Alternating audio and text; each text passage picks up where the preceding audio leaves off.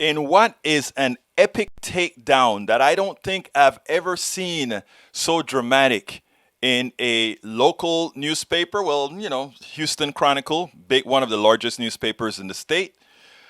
I tell you, I think it's time for Greg Abbott to be concerned because when you have a school district in a conservative area like Paris, Texas, going against his mask mandate, and when you have him getting sick and exposing others to the disease, it gets very, very serious. I want you to take a look at this. The Houston Chronicle created an article, an editorial. He's number 1 and 3 in people viewing this particular thing. Editorial: how can Abbott protect Texas from COVID when he can't protect himself? Then I went ahead and blogged that.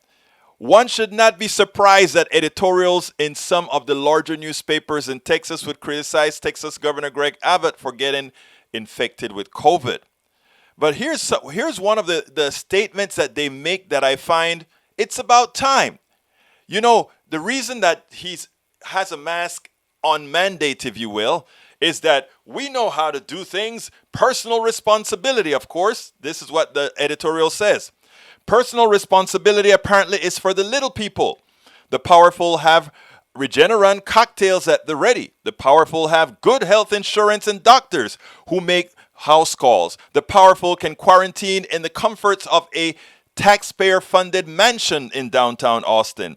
That's one takeaway from the announcement Tuesday that Texas Governor Greg Abbott has COVID-19, the very day after he tweeted about his appearance at another standing room only event in Collin County, attended by an estimated 600 people. The tweet included photos of the event in which the maskless governor waves from a stage facing tight crowd of applauding supporters, nary a mask in sight. And then they said the most important thing. How can we trust the governor to protect Texas from this raging pandemic when he won't even protect himself, or for that matter, his supporters? And a district in Paris, Texas, conservative area, decided to find a way around the governor. But here is a telling portion of the article. Like I said, it's rough. If a man elected to lead nearly 30 million Texans can't be trusted to act responsibly, how can he effectively persuade others? We're not just talking about the upper income folks who attend Republican gubernatorial fundraisers. We're talking about the millions of children returning to school who can't be vaccinated. We're talking about the rural Texans who must travel an hour to a hospital only to find there are no beds available. We're talking about the multitudes of Texans who have no health insurance and no relationships with a trusted doctor who can inform them about vaccines. Texans are watching you, Governor. What are you showing them? Not a champion of personal freedom, only a mascot of incompetence. An elected chief executive who is now contagious and homebound because he refused to follow his own advice to the little people. A governor who not only refuses to lead an effective campaign urging Texans to protect themselves and their communities, but actively threatens to punish and sue local leaders who try to impose safety requirements such as mask wearing. Now, I did a piece a few days ago where I pointed out something else. This article started doing it, but it didn't do it completely. The reason many Texans don't have the insurance that are going to afford them the cure for COVID is because of this particular governor. He refuses to pass the Medicaid expansion to the Affordable Care Act, which would allow those people who get infected good health care. It would give them a doctor.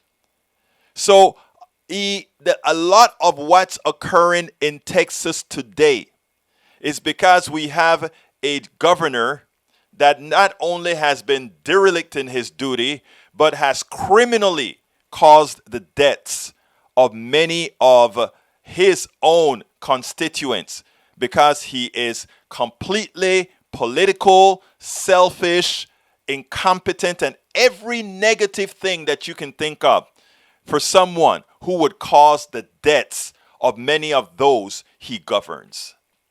Great article, Houston Chronicle. We spend a lot of time deconstructing the news, trying to parse it into a form that everybody can understand. We try to find those little nitpicks where it flies above the fray, etc.